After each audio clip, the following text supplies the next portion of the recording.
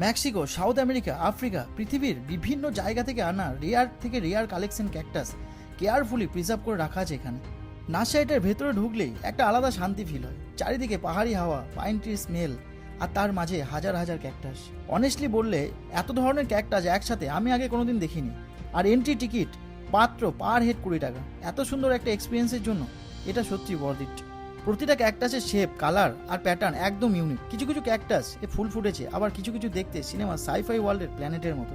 কালিম্পং এলে শুধু পাহাড় দেখলেই হবে না, এরকম হিডেন জেমস এক্সপ্লোর না করলে ট্রিপটা একদম ইনকমপ্লিট থেকে যায়।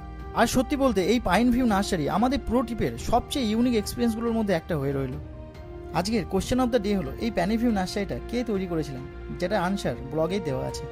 তো বন্ধুরা, আজকের মতো এখানেই শেষ করছি। কালিম্পং সিরিজের পার্ট 3 ভিডিওটা ভালো লাগলে অবশ্যই লাইক, কমেন্ট আর শেয়ার করে দিও। আর বলো তো, তোমরা এর আগে এত ধরনের ক্যাকটাস একসাথে কখনো দেখেছিলে?